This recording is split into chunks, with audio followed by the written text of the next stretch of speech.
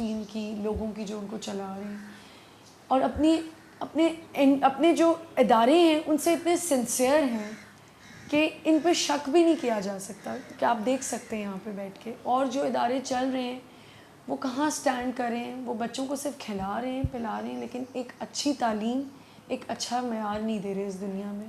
تو I think یہ بہت زبردست سی بات ہے. مجھے یہ بتائیں کہ فنڈس کے اوپر اب ذرا آ جاتے ہیں. جی فنڈس کیسے ہوتے دیکھیے جی، ہیں؟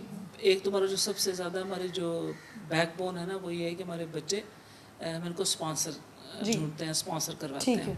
تو ایک تو یہ ہے کہ بچے ہمارے اسپانسر ہو جائیں. اس میں آپ کو یہ بتاؤں کہ جو ہمارے اوورسیز پاکستانی ہیں ان کی بہت بڑی کنٹریبیوشن ہے. بالکل بالکل. اس کے علاوہ پبلک ڈونیشن ہماری قوم جو ہے اس میں کہتی ہوں کہ کچھ بھی ہم کہیں لیکن ان کی جو چیریٹی میں دینے کا جو پارٹیسپیشن ہے یہ امیزنگ. اور اس میں کسی کو کوئی شک نہیں کہ یہ قوم جو ہے اگر اس کو ذرا سا کیا کہنا چاہیے کہ اس مٹی بڑی زرخیز ہے، اس میں ذرا سا ان کو یہ پتہ چلے کہ یہ جینوئن کام ہو رہا ہے تو میں نہیں سمجھتی کہ لوگ آگے نہ کام نہ کریں. مسز ہاشمی مجھے یہ بتائیں کہ کتنا عرصہ تک ایک بچہ یہاں رکھا جاتا ہے؟ میٹرک کیا؟ نہیں جی، انفیکٹ ہمیں ان کی ایج پہ بھی کنٹرول نہیں ہوتا. لائک اگر ایک بچہ ہمارے پاس 8 سال کا آیا اور اس نے اسکول نہیں دیکھا ہوا تو obviously وہ اسکول 8 سال کی عمر میں شروع کرے گا. جی تو آپ یہ نہیں کہہ سکتے کہ وہ 15 سال کی عمر میں میٹرک کرے گا. بالکل. ہی میں گو اپ ٹو 17-18 میٹرک کے بعد. تو میٹرک ہمارا کوئی الٹیمیٹ گول بھی نہیں ہے. ہمارا مقصد یہ ہے کہ ہم اس کی پوٹینشیل تک اس کو لے کے جائیں. اس میں جتنی صلاحیت ہے اس کو ہم لے کے جائیں گے. اگر وہ اتنا کسی یونیورسٹی میں جا سکتا ہے، آگے جا سکتا ہے تو we definitely. But what do you think ایک ایجوکیشن پراپر اس بچے کو ملتی ہے جو بالکل نیو بورن آ جاتا ہے یا تھوڑا سا بڑا انفینٹ ٹاڈلرز میں جو آ جاتا ہے؟ میرا یہ خیال ہے کہ جو بچے لیٹ آتے ہیں ہمارے پاس اور ان کی بیک گراؤنڈ، ان کی جو فیملی ہسٹری ہوتی ہے وہ اس کو بہت زیادہ اثر انداز ہوتی ہے. اور جو بچے ایج سے کافی لیٹ ہو جاتے ہیں پلس ان کی فیملی ہسٹری بھی وائلنس بھی ہے اور کمیاں بھی ہیں، پرابلم بھی ہیں، تو ان میں سے میرا ایک میں اگر کیلکولیٹ کروں تو میرا یہ خیال ہے کہ 25% بچے مین اسٹریم میں جا کے باقی بچوں پہ لیول پہ آ جاتے ہیں. اچھا. لیکن 75 جو ہیں یہ they do achieve some thing. لیکن میرا خیال ہے کہ پراپر تعلیم ان کا مشکل ہوتا ہے. ان کو پھر ہم ٹیکنیکل کی طرف لے جاتے ہیں. ٹھیک.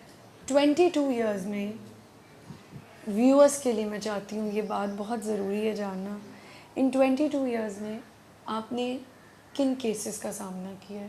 کون سی ایسی میجر ایشوز ہیں جو یہاں تک آ جاتے ہیں لوگ؟ میں سمجھتی ہوں جی کہ دیکھیں ایک بچے کا یتیم ہو جانا جو ہے نا وہ تو اللہ کی طرف سے زندگی موت دینے والا وہ یہ ہمارا یقین ہے. اور میں سمجھتی ہوں کہ جو بچے یتیم ہو جاتے ہیں ان کو عام طور پہ ان کے سائیکلوجیکل ایشوز ان بچوں سے کم ہیں جن کے ماں باپ کی وجہ سے سپریشن اور فیملیاں ٹوٹ جائیں اور وہ بچے ہمارے پاس آئیں.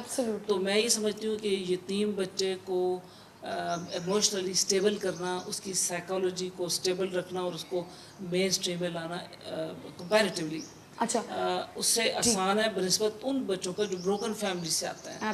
تو ماں باپ کو بہت کیئر کرنی چاہیے. اگر آپ ذمہ داری لے لی، پہلی ذمہ داری شادی کرنے کی اور پھر اللہ نے آپ کو بچے دے دیے، پھر دوسری ذمہ داری بچوں کی، تو بچے ہو جانے کے بعد پیرنٹس کو قربانی کی طرف ضرور سوچنا چاہیے اور ان بچوں کو ضرور سوچنا چاہیے کوئی بڑے مسفر فیصلے لینے سے پہلے. میں آپ کو ایک بتاؤں یہ بات کہ زیادہ تر یہی ہوتا ہے کہ ایک تو آپ نے کہا کہ واقعی ایک بہت بڑا چیلنج ہے کہ ایک بروکن فیملی کے بچے کو سنبھالنا، اور ایک وڈو، ایک ایسا بچہ جو ایک یتیم بچہ ہے اور ایک وڈو بھی یہاں آ کے اس کے ساتھ رہ رہی ہوگی تو وہ بھی شاید اپنے بچے کو سنبھال لے گی. لیکن جو سپریٹڈ یا ڈیورسڈ ماں باپ کے بچے آتے ہیں ان کے لیے بہت مشکل ہوتا ہے اپنے آپ کو اسٹیبل کرنا. ان کے ساتھ کس طرح کی کاؤنسلنگ کی جاتی ہے؟ دیکھیں جی پہلے تو ان کو ٹرسٹ بلڈنگ کرتے ہیں کیونکہ یہ بچے آتے ہیں ان کا ٹرسٹ بریک ہوا ہوتا ہے کیونکہ ماں نے چھوڑا یا باپ نے چھوڑا یا جو بھی حالات ہوئے تو ان بچوں کا اعتماد ٹوٹا ہوتا ہے. تو ہم لوگ سب سے پہلے تو ٹرسٹ بلڈنگ کرتے ہیں. تو ہماری جو پہلی انٹریکشن ہوتی ہے ہم اسی میں کوئی ایسا جسچر، کوئی ایسا ضرور اس کو دیتے ہیں انڈیکیشن کے مطلب میں تم میرے ہو یا میں تو ٹرسٹ کر رہی ہوں. لائک جیسے میں نے پینسل پین بہت سارے پاس رکھے ہوتے ہیں، میں اس کو کہتی ہوں اچھا بیٹا کچھ ڈرا کرو یا لکھو تو وہ کہتا ہے میرا پین نہیں ہے تو میں اپنا اس کو بال پوائنٹ دیتی ہوں. لوگ کہتے ہیں یہ آپ کا. میں کہتا ہوں نہیں لے لو بیٹا, آپ سے اچھا تو نہیں ہے. تو وہ بڑے عجیب طرح سے مجھے دیکھتا ہے کہ یہ مجھے دے رہی ہے اپنی چیز تو لے لیتا ہے. تو اسی طرح اگر کبھی بچے کو کوئی ایسی چیز چاہیے ہو جو بالکل میری پرسنل ہے تو میں ہیزیٹیٹ نہیں کرتی دینے سے, کیونکہ جی یہ پہلا ہمارا رشتہ ڈیولپ ہوتا ہے ایسے. اس کے بعد پھر یہ ہوتا ہے کہ آہستہ آہستہ ظاہر ہے وہ ایک بچے کو اپنے ساتھ کلوز بھی کرنا. یہ میں سمجھتی ہوں کہ جو ہمارے اسلام میں ہے کہ یتیم کے سر پہ ہاتھ رکھنا, یہ لفظ سر پہ ہاتھ رکھنا از ویری امپورٹنٹ. یہ میرا پرسنل ایکسپیرینس ہے کہ ان بچوں کے سر پہ آپ ہاتھ رکھیں یا ان کا بازو پکڑ لیں, آپ ایک دم ان کے اندر ایک نرمی آنا محسوس کریں گے. وہ پہلے ریجیڈ اور بالکل سخت سے ان کی باڈی ہوگی, آپ کے قریب نہیں آئیں گے. ایک دفعہ آپ نے ان کے ہاتھ پہ ہاتھ رکھا وہ بالکل ڈھیلے ہو کے آپ کے ساتھ لگ جائیں گے.